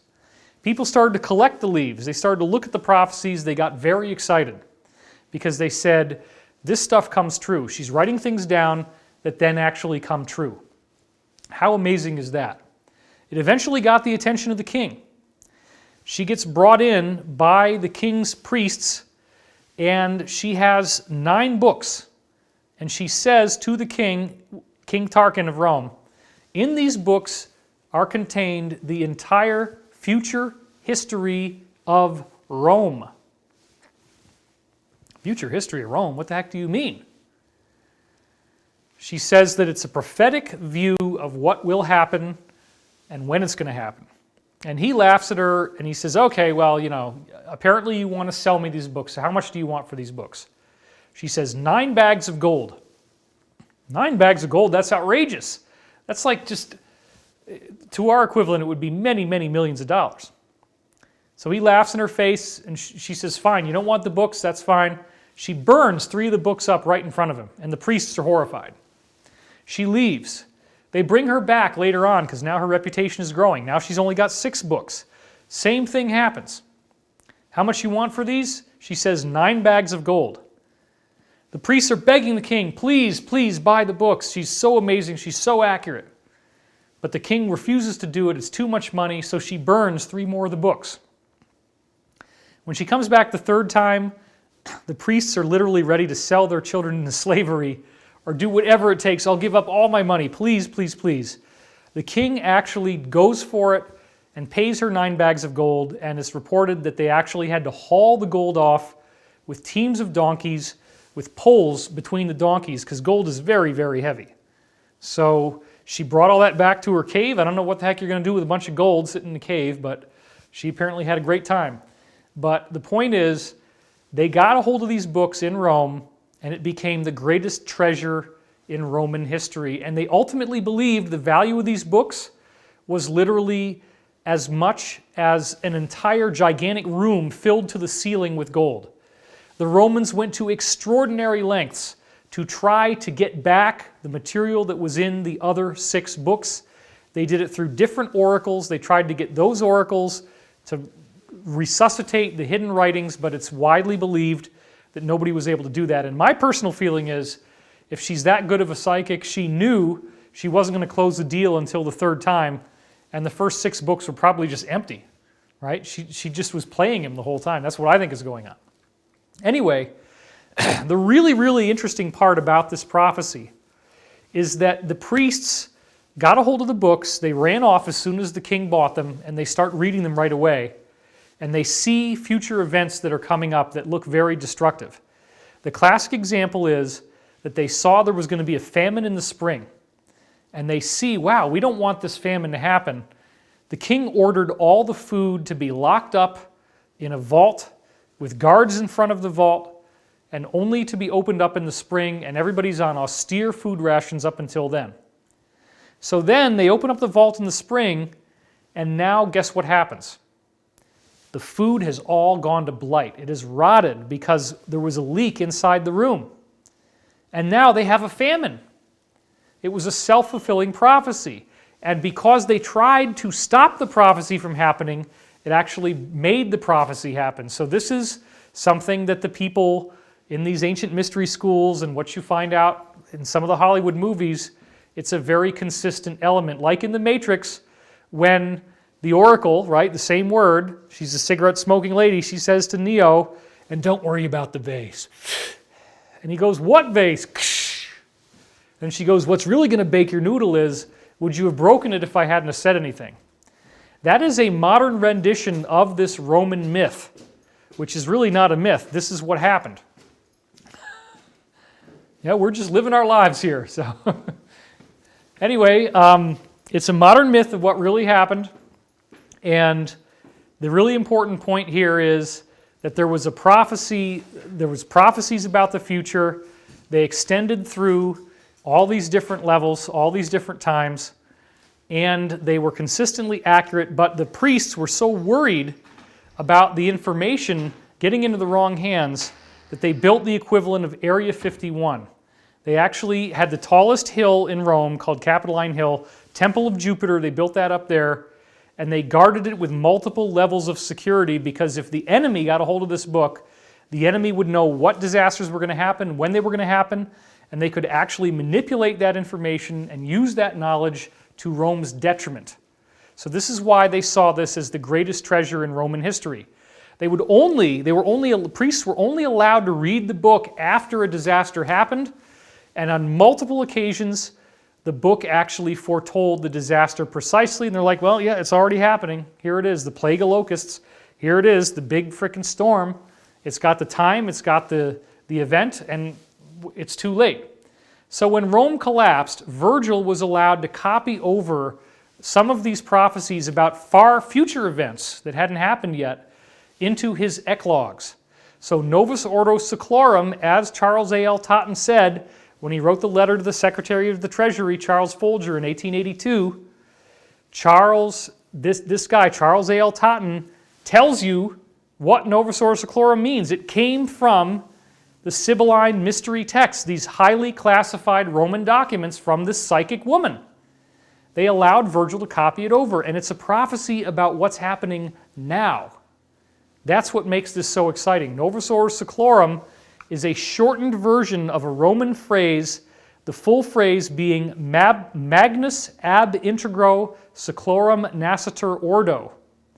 I got a slide for this. Let's take a look at this. This is really cool. The actual translation in English of what I just said is, a mighty order of ages is born anew. This is the solar flash prophecy yet again. Both the prophetic Virgin and Saturnian kingdoms now return. Now a new progeny is let down from the lofty heavens. The boy will soon be born, in whom the Iron Age shall come to an end, and the Golden One shall arise again in the whole earth. This is literally the light body activation. This is the activation of our collective light body on a much larger level. Now, who would have ever thought that the US dollar bill would have that kind of a prophecy embedded into it? But wait, there's more. Let's keep going. Whatso tracks remain of our old wickedness, once done away, shall free the earth from never ceasing fear. He, this boy with the golden light, this is a messianic figure once again, he shall receive the life of gods, see heroes with gods commingling, and himself be seen of them, and with his Father's worth reign over a world at peace. Now, the funny part is that whoever was speaking through the Sibyl of Cumae, first of all, it was not her. I believe it was some kind of extraterrestrial angelic intelligence.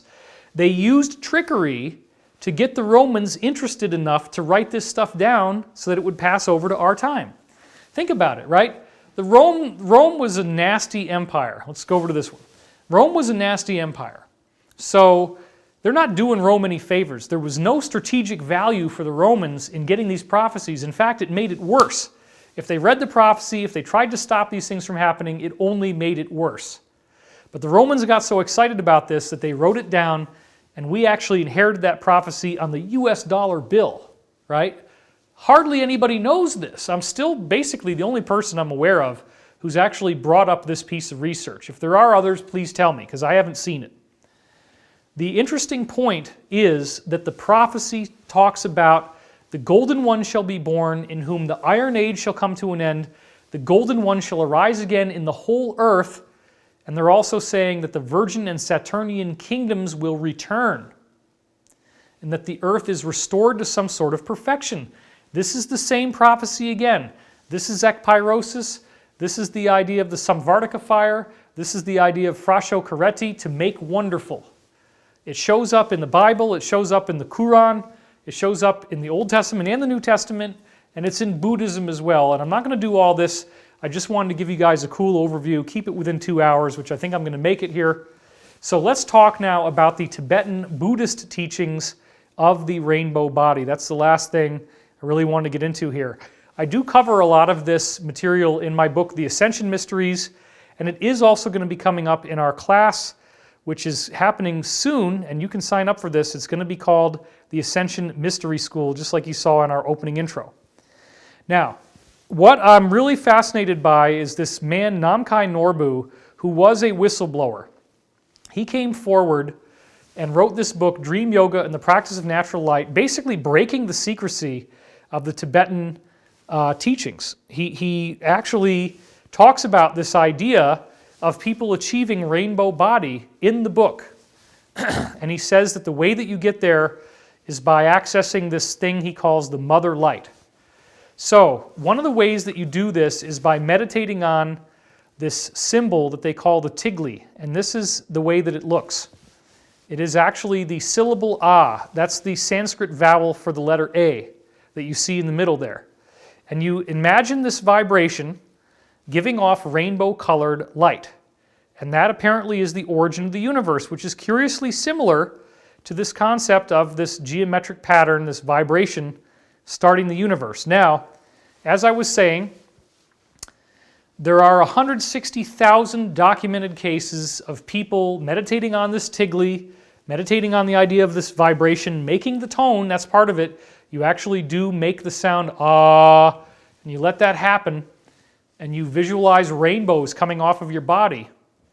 And apparently you can activate your rainbow body this way.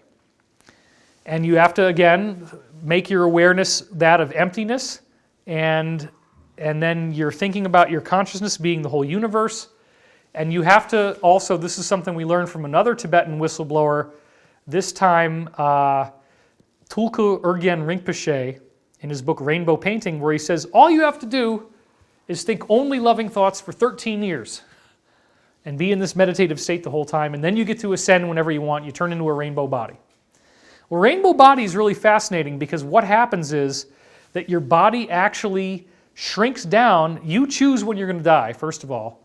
It's not a normal death, though. This is very different. You stop breathing, and then they wrap you up in these very colorful silk garments, and then your body actually shrinks inside the garments over the course of 7 days, leaving behind a little figurine of ash that's about 7 inches tall. That's it. Obviously, bodies don't normally do this. We leave behind a life-size skeleton of bones. That is not what happens in the rainbow body case. Now, what's so amazing is that in modern times, apart from these 160,000 documented cases, which Tibetans take very seriously, they have the little ash figurines, they have the handprints and the footprints in the rock you can go see. A Catholic priest, Father Francis Tiso, here he is, take a look. He actually got financed by the Institute of Noetic Sciences out of San Francisco to travel over to Tibet, and he personally witnessed the rainbow body activation of this man right here, Khenpo Achos. This is one of the guys who apparently was able to be happy enough that he had only loving thoughts for 13 years, and then when the time comes, he stops breathing, they wrap up his body in these beautiful silk garments, and he disappears over the course of 7 days. His body shrinks, and then they see rainbow-colored light coming off of the hut. They hear music, and then Khenpo or whoever starts to visit people in their dreams. Now again, you have scientists who went there and witnessed this happen, studied it. It's also been studied by the Chinese military. We know that this is real. There's plenty of documented evidence about this. It's just really far out compared to our Western way of thinking. But it also ties in very, very nicely with the concept of the Shroud of Turin. A lot of people have a hard time with this, but you've seen the images where it appears to be a photographic negative. In 2009, this particular article came out, and it was also to promote a particular video, which as you can see here is called The Fabric of Time. And I'm going to read this to you because it says, a new video documentary about the Shroud of Turin makes a startling new claim about what some believe to be the burial cloth of Jesus. The body was weightless or levitating when it left its remarkable image behind. Scientific experts using latest technology produced a three-dimensional holographic image from photographs of the shroud. What they reveal in these 3D images is nothing short of spectacular. They show the image is not from a body lying on a stone slab, but rather the image of a weightless body, perhaps levitating above to its resting place. So ever since 1976, there have been three-dimensional reconstructions of the image on the shroud. Now also, you got to remember, as you're looking at this picture, you're seeing the actual contrast-enhanced version on the left. The original shroud is basically just this linen, and it's very light colored. It's only when you make it into a photographic negative using modern photographic techniques that you actually see the Shroud of Turin image that everybody's so familiar with. These scientists, back in 1976, used computer modeling and actually were able to see the three-dimensional imprint as it burned its way into the fabric. Now, a lot of people like to try to bag on the Shroud of Turin, but I don't believe that's warranted. I think this is an authentic relic. It appears that the image is not painted, that it's burned in, and it had to be a very high heat, like 1,000 degrees Celsius. Now, Why these guys say it was levitating is that the shroud has the image of the body on both sides. And the buttocks, if it was resting on the stone slab, the buttocks would normally show that weight by having this more expansive look. You would see it on the thighs, you would see it on the butt, you would see it on the back. The skin would look like it was resting against glass. But that's not what happens. The body on the bottom and the top is above the fabric. You get a three-dimensional burn of the image.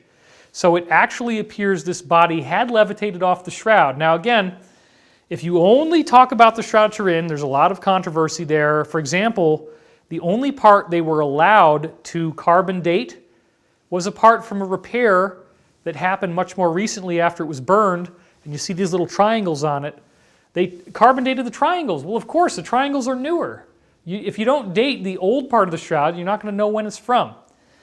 So the Shroud of Turin might be hard for people to accept, but once you see that this is happening over and over again in Tibet with the rainbow body phenomenon, the people are shrinking down, well, yeah, maybe the shroud actually does have this levitating image. So I believe what we're really seeing here is a prophecy that is made for all of us. It's a prophecy of our time. It's a prophecy of what we're heading into. Now, since we're almost out of time here, I know we have a class syllabus for what we're doing next, but I don't have any information of that right in front of me. Elizabeth, are you there? Yeah, I can get it. Yeah, why don't we get it so that I can, I'll just go through a couple more slides here. William Henry and Dr. Mark Gray also talked about this concept of the light body, showing how widespread it is.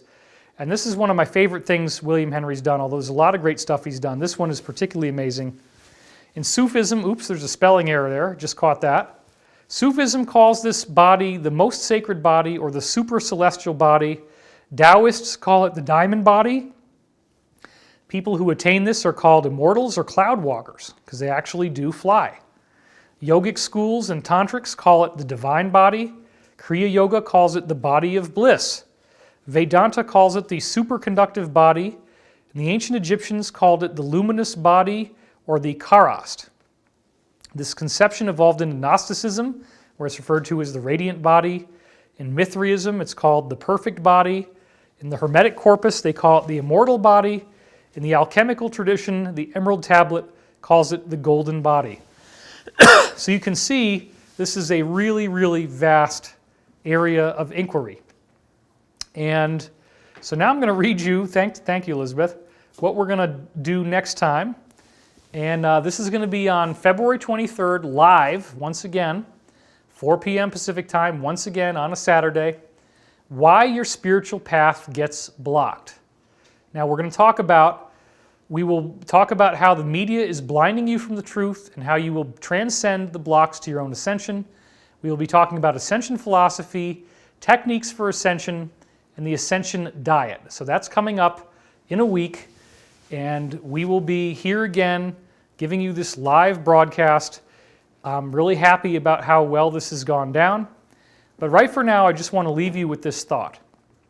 Some of the prophecies that I gave you sound really heavy. I do not necessarily think that there is any type of physical destruction per se.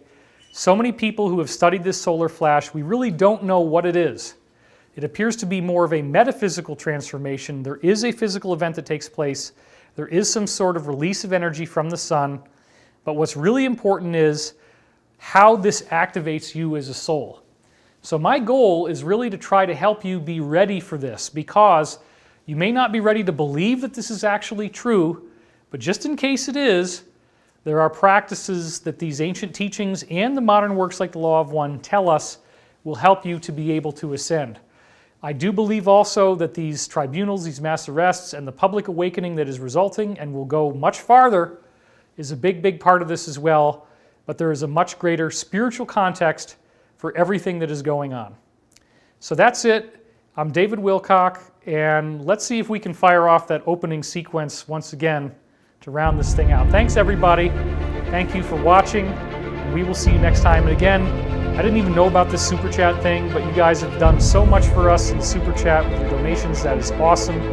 Thank you so much for doing that. And again, Do subscribe to our channel. Do hit the button, the bell, so that you know that you're going to get this regardless of what happens to us. All right, thanks. This is David Wilcock. We'll see you next time.